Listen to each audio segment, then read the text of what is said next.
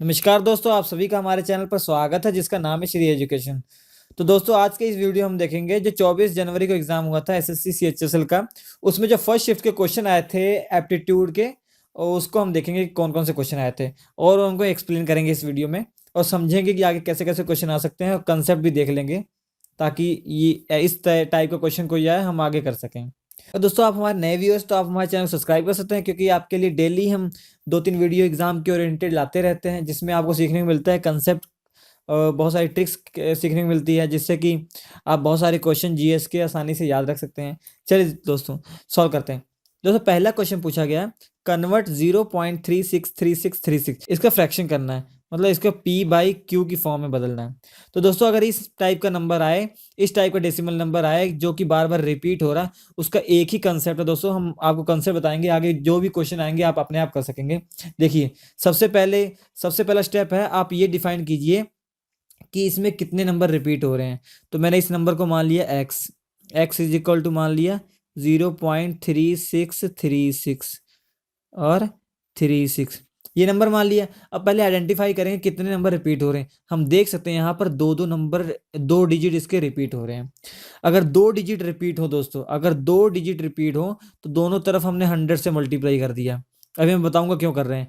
दोनों तरफ 100 से मल्टीप्लाई कर दिया तो ये क्या हो गया 100x, तो ये हो गया 100 से मल्टीप्लाई करेंगे तो कितना हो जाएगा 36.363636, मतलब ये रिपीटिंग है।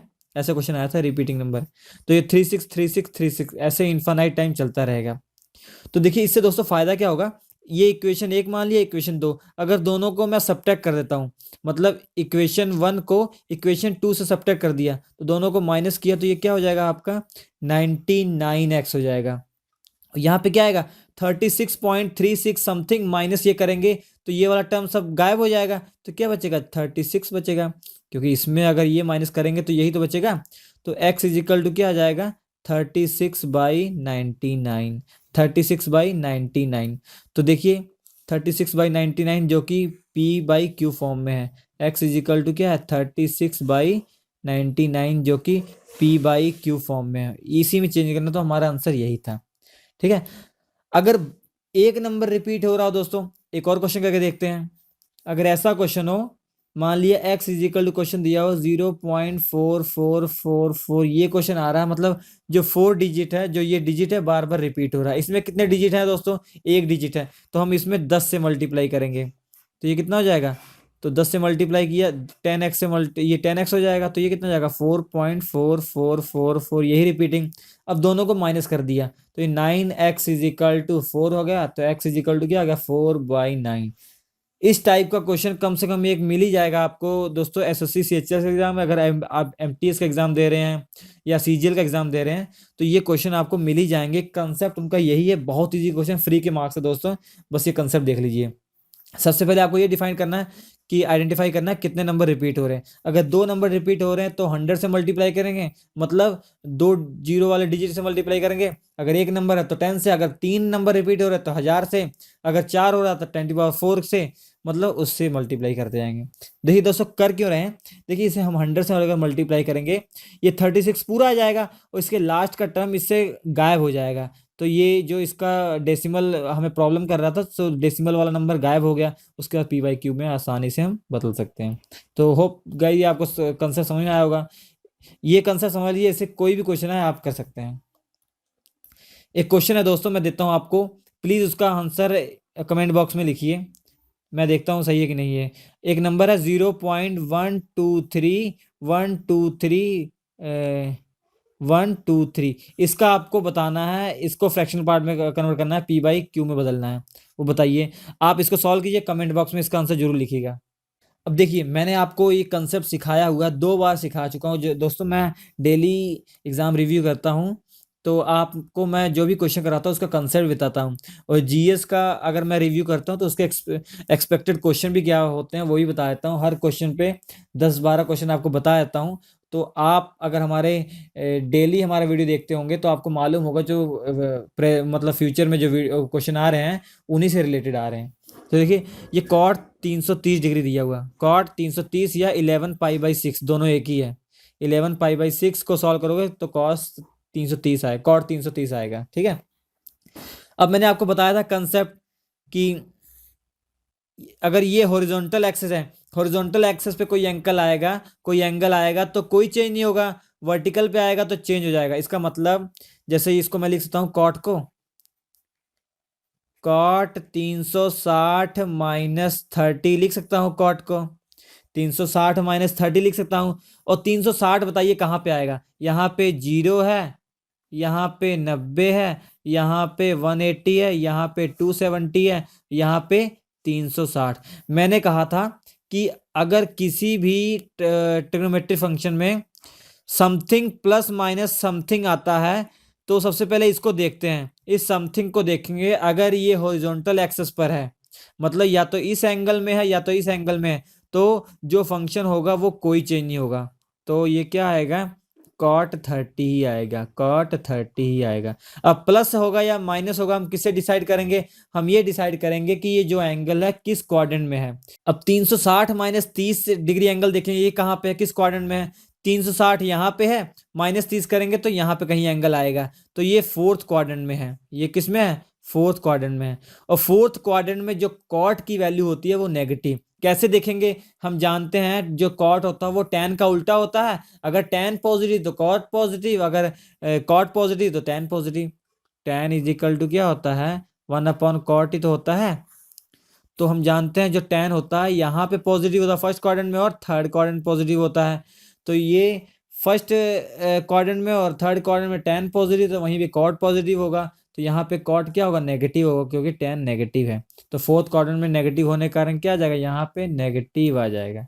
यहाँ पे क्या आ जाएगा, नेगेटिव। तो -cot 30 जी, -cot 30। और cot 30 की वैल्यू होती है √3, तो -√3 आंसर आ जाएगा आपका, -√3 आंसर आ जाएगा। ठीक है, तो ये, तो सबसे पहले आप ये देखेंगे, ये जो एंगल है इस एंगल को देखेंगे। अगर ये इवन मल्टीपल ऑफ 90 है, अगर ये even number of multiple of 90 है, मतलब ये देखिए ये 4 × 90 है ना, ये तो इवन मल्टीपल ऑफ 90 है। इवन मल्टीपल ऑफ 90 से हम यही जान जाएंगे ये एंगल या तो यहाँ होगा या तो यहाँ होगा। तो इस लाइन पर होगा ना, तो इस लाइन पर मतलब साइन साइन में ही रहेगा, मतलब कोई चेंज नहीं आएगा। कॉस कॉस में रहेगा, कॉट कॉट में रहेगा, टैन टैन में रहेगा, सब कुछ वही रहेगा। बस हमें माइनस प्लस का ध्यान देना है। माइनस प्लस के लिए ये ध्यान दीजिए, फर्स्ट क्वाड्रेंट में साइन पॉजिटिव होता है, कॉस भी पॉजिटिव होता है। फर्स्ट और सेकंड में, फर्स्ट क्वाड्रेंट और सेकंड क्वाड्रेंट में साइन पॉजिटिव होता है और दोनों में नेगेटिव होता है। कॉस की बात की जाए, कॉस फर्स्ट और फोर्थ में पॉजिटिव होता है, बाकी दोनों में नेगेटिव होता है। और टैन की बात की जाए, जो टैन है वो हमारा फर्स्ट और थर्ड में पॉजिटिव होता है। ये कैसे करेंगे, क्योंकि हम जानते हैं अगर यहाँ पे साइन पॉजिटिव है, कॉस भी पॉजिटिव है, साइन बटा कॉस क्या होता है, टैन होता है, वैसे समझ जाएंगे। ठीक है, tan² A × sin²A, ये क्वेश्चन दिया हुआ है, tan² A × sin²A। तो ये कैसे करेंगे, बहुत इजी क्वेश्चन है, ऑप्शन के हिसाब से आंसर निकालेंगे। हम जानते हैं tan² A को क्या लिखते हैं हम, sin²A/cos²A। तो sin²A × sin²A sin4A हो जाएगा, ये अपॉन cos²A आ जाएगा। ठीक है, अब क्वेश्चन के हिसाब से देखेंगे क्या दिया हुआ तो उस हिसाब से कन्वर्ट कर देते हैं, मतलब बहुत इजी क्वेश्चन है ये। अब ये क्वेश्चन दिया हुआ था दोस्तों, स्लोप वाज गिवन इतना एंड इंटरसेप्ट पॉइंट इतना, लाइन ओके ठीक है। लाइन की इक्वेशन फाइंड करनी है, एक पॉइंट दिया हुआ और एक स्लोप दिया हुआ। अगर किसी भी लाइन का स्लोप और पॉइंट दिए हुए हों तो फॉर्मूला लगाते हैं हम, y-y0 is equal to slope into x-x0, ये वाला फॉर्मूला लगाएंगे। अगर पॉइंट दिया हुआ है x0 y0, ये पॉइंट दिया हुआ, ये हमारा x0 है और ये y0, पॉइंट दिया हुआ और स्लोप दिया हुआ, तो ये वाला फॉर्मूला। अगर दो पॉइंट दिए हुए हैं तो फॉर्मूला क्या हो जाएगा दोस्तों, यहाँ पे लिख देता हूं मैं, y-y0 is equal to slope की जगह पॉइंट, दोनों पॉइंटों से स्लोप निकालेंगे कैसे, y2 - y0 x2 minus x0, मतलब ये पॉइंट, ये 1 मान लो या 0 मान लो, कुछ भी मान लो, इंटू ये इंटू है, इंटू x माइनस x0। अगर दो पॉइंट दिए हुए हैं तो ये वाला फॉर्मूला लगाएंगे। फॉर्मूला क्या है? y माइनस एक कोई पॉइंट में दो पॉइंट दिए हुए हैं, जैसे 1,2 और 3,4, ये दो पॉइंट दिए हुए हैं, बोला इन दोनों पॉइंटों से होकर जाने वाली लाइन की इक्वेशन। तो हम क्या करेंगे? y माइनस y0, इसको y0 मान लिया या इसको मान लिया, तो 2 इज इक्वल टू, अगर इसको y0 माना हुआ तो इसको दूसरा मानना पड़ेगा y2, तो y2 माइनस y0 ये 2 हो जाएगा, ये माइनस ये तो कितना हो जाएगा? ये 2 हो जाएगा। उसके बाद x माइनस x0, x0 कितना है? 1। तो ये लाइन की इक्वेशन है। ठीक है, अब यहाँ पे क्या दिया हुआ? यहाँ पे दिया हुआ स्लोप दिया हुआ, मतलब स्लोप ये हो गया, और इंटरसेक्शन पॉइंट दिया हुआ, तो एक पॉइंट दिया हुआ, तो ये पॉइंट हो गया। तो y0 की वैल्यू कितनी है? 2, तो -2 इज इक्वल टू स्लोप कितना है? 4/3, और x माइनस ये कितना? +7 हो जाएगा। तो ये हमारी लाइन की इक्वेशन सॉल्व कर लेंगे इसको। ठीक है, ये अगर ऐसा दिया हो कि स्लोप दिया हुआ, लाइन की इक्वेशन फाइंड करनी है, स्लोप दिया हुआ और दिया हुआ इंटरसेक्शन पॉइंट दिया हुआ इस एक्सिस से इस एक्सिस से, तो y is equal to mx plus c वाला इक्वेशन लगा देंगे। ठीक है, y is equal to mx plus c वाली इक्वेशन लगा देंगे, वेयर c इज, जो y एक्सिस पे ये कट करता है ना, वो डिस्टेंस है, ये c जो क्या है, y ये डिस्टेंस है। अब ये क्वेश्चन दिया हुआ थर्ड पोर्शन ऑफ 12 एंड 48। देखिए दोस्तों, अगर दो नंबर दिए हुए हैं ए और बी, एक बोला गया है दो नंबर है ए और बी, इसका थर्ड प्रोपोर्शन निकालिए, इसका थर्ड प्रोपोर्शन निकालिए। मैंने थर्ड प्रोपोर्शन मान लिया सी, मैंने थर्ड प्रोपोर्शन क्या मान लिया? सी। तो इसका मतलब ये होता है कि A ratio B equal to B ratio C. तो ये सी क्या है? इसका थर्ड प्रोपोर्शन है। तो ये निकालना मतलब ए बी या बी सी, इस टाइप का है। तो अगर दो पॉइंट दिए हुए हैं, तीसरा प्रोपोर्शन निकालना है, तो क्या करेंगे? A by B is equal to B by C, या A by B is equal to B by C, ऐसे। बस ए की वैल्यू कितनी है? 12, बी की वैल्यू कितनी है? 48, वैल्यू रखिए, 12/48 इक्वल टू 48/c। तो ये इससे कट जाएगा, तो c इज इक्वल टू 48/4, ये आंसर आ जाएगा। तो इसका तीसरा प्रोपोर्शन आ जाएगा। ठीक है, बहुत इजी क्वेश्चन होते हैं ये। अगर इसका चौथा प्रोपोर्शन पूछा होता, तो अगर चौथा प्रोपोर्शन, पहले तीसरा प्रोपोर्शन निकाल लिया, उसके बाद आप क्या करेंगे? b into C equal to C into D. D क्या? चौथा प्रोपोर्शन। तो b की वैल्यू हमें पता, c की वैल्यू हम निकाल चुके हैं इससे, और d की वैल्यू निकाल लेंगे।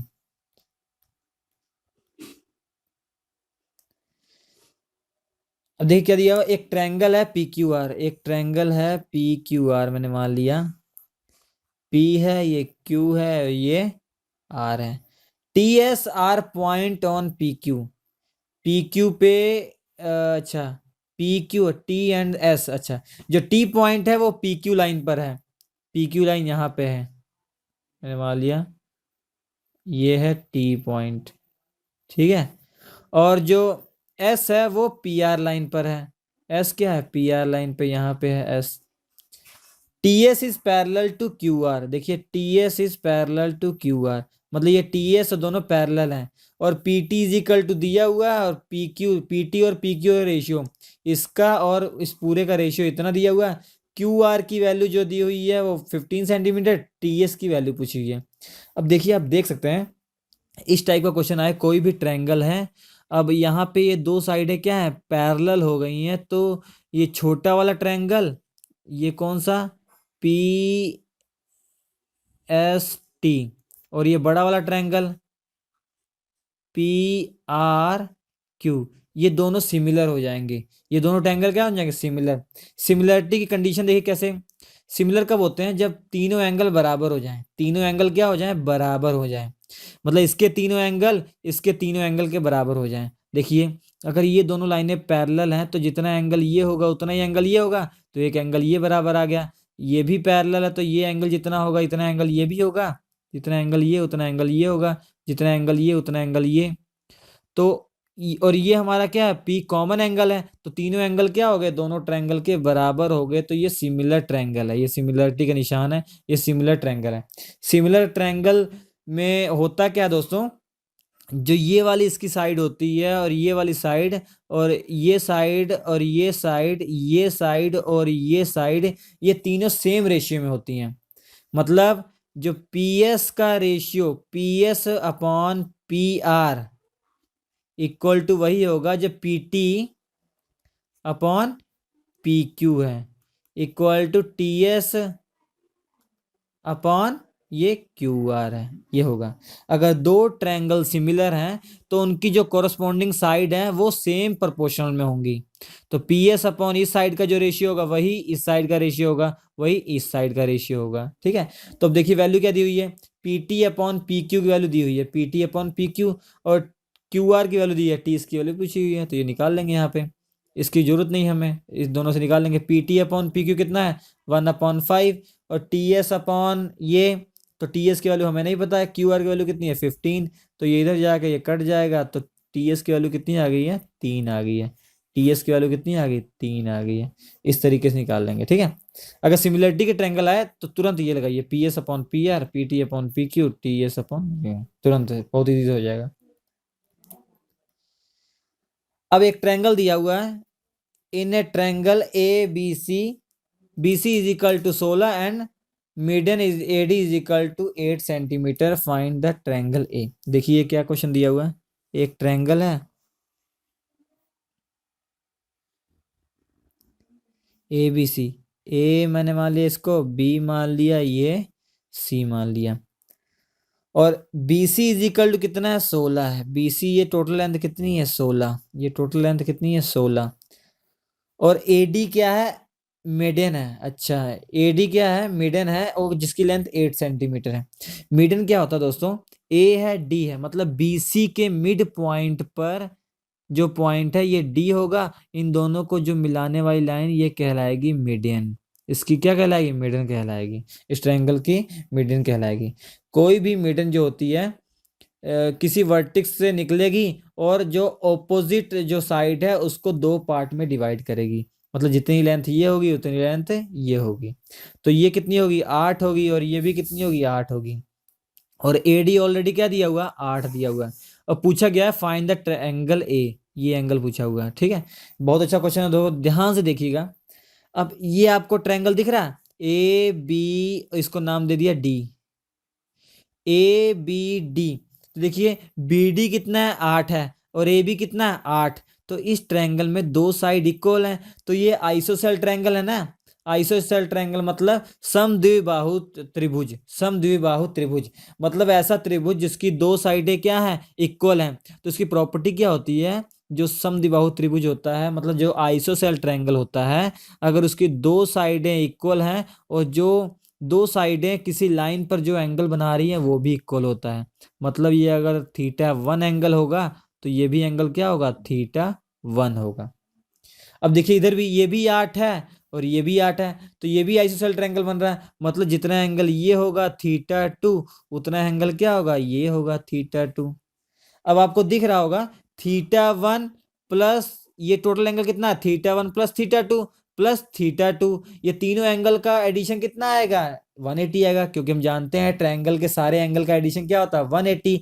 तो थीटा 1 इसका हो गया बी का, और ए का angle theta 1 plus theta 2, theta 1 plus theta 2, और इसका कितना है, थीटा 2, सबका क्या होगा, 180 होगा।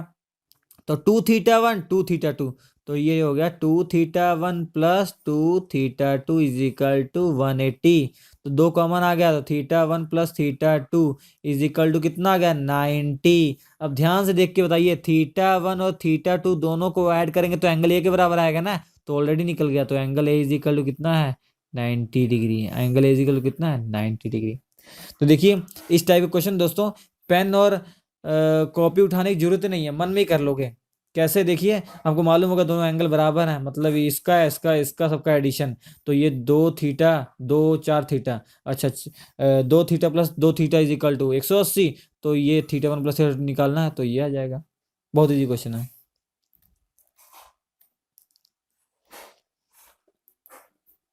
अब देखिए क्वेश्चन दिया हुआ, sum of age of husband and wife is 60।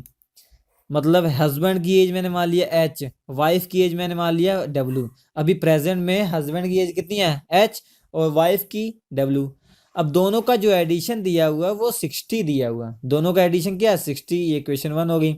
अब बोल रहा है 4 ईयर एगो, 4 साल पहले their age were in the ratio of 6/7। ठीक है, 4 साल पहले हस्बैंड की एज कितनी हो गई H-4, और वाइफ की एज कितनी हो गई W-4। इन दोनों का रेशियो कितना होगा 6/7, ये दिया हुआ है। तो H और W की वैल्यू पूछा हुआ है, तो बहुत आसानी से निकल जाएगा। देखिए 7H-28 क्रॉस मल्टीप्लाई कर दिया तो 6W-24 आ जाएगा। उसका कितना हो जाएगा 7H-6W, ये इधर आ जाएगा और ये इधर आ जाएगा तो 4 आ जाएगा। एक इक्वेशन ये है और एक इक्वेशन ये है। 7 से मल्टीप्लाई कर दिया इसको भी, तो 7H + 7W is equal to 420। अब दोनों को माइनस कर दिया, तो इस तरीके से माइनस करेंगे तो कितना आ जाएगा, इसमें माइनस कर दिया 7H। अब दो इक्वेशन है फाइंड कर ही लेंगे, 6W इज इक्वल टू 4। अब दोनों को माइनस करेंगे तो ये कट जाएगा, और ये माइनस है तो ये माइनस करेंगे प्लस हो जाएगा, तो कितना हो जाएगा 7×6 = 13 हो जाएगा। W इज इक्वल टू, ये माइनस करेंगे कितना आ जाएगा 416 आ जाएगा। तो इस तरीके से निकल जाएगा। ठीक है, समझ आएगा आपको। इस टाइप क्वेश्चन को आपको ये सॉल्व करने की जरूरत नहीं है, आप ऑप्शन जो दिए रहते हैं उसी में से आंसर निकालिएगा। जो ऑप्शन दिए रहेंगे वही आंसर निकालिएगा। ठीक है, जो ऑप्शन दिए जाएंगे वही आंसर निकालिएगा। जैसे ऑप्शन में दिया है ना, find the current age of husband, ऐसे मतलब ये हस्बैंड, ये एज हस्बैंड की ये है, उसमें मान लीजिए जैसे दिया हुआ आंसर 24 दिया हुआ, हस्बैंड की एज ये है, तो 60 से माइनस करेंगे तो वाइफ की एज आ जाएगी। अब देखिएगा दोनों का रेशियो 4 साल पहले ये आ रहा है कि नहीं 6/7, तो ऐसे निकाल देंगे। देखिए A can do a work in 45 days, B is 50% more efficient than A, how many days will they both take together. देखिए दोस्तों, इस टाइप के क्वेश्चन ये बहुत इजी क्वेश्चन होते हैं। आपको इससे पहले भी ये क्वेश्चन आया हुआ था, टाइम वर्क एंड सॉरी ये वर्क पे क्वेश्चन आते ही आते हैं। तो आपको मैंने एक मेथड, बहुत इजी मेथड बताया था, उसके जरिए हम निकालेंगे। सबसे पहले देखिए, जो सबसे पहला क्वेश्चन होता है जैसे इस टाइप का बनता है, ए अगर किसी काम को 45 दिन में करता है और बी उसी काम को मैंने मान लिया 15 दिन में करता है। अब ये पूछा जाएगा दोनों मिल के उसी काम को कितने दिन में करेंगे, ये पूछा जाता है। ये पहले टाइप का था। अब क्या दिया है, ए का बता दिया, एक ए जो है वो 45 दिन में करेगा। अब बी नहीं बताया गया कितने दिन में करेगा, बी नहीं बताया गया कितने दिन में करेगा, मगर ये कंडीशन दी गई है जो बी है वो 50% मोर इफिशियंट है। 50% क्या है, मोर इफिशियंट है। अगर ए जो है एक दिन में 100 काम करता है, कोई भी काम है जैसे बर्गर खाने हैं तो 100 बर्गर खाता है ए, तो बी जो है एक दिन में 150 बर्गर खा जाएगा।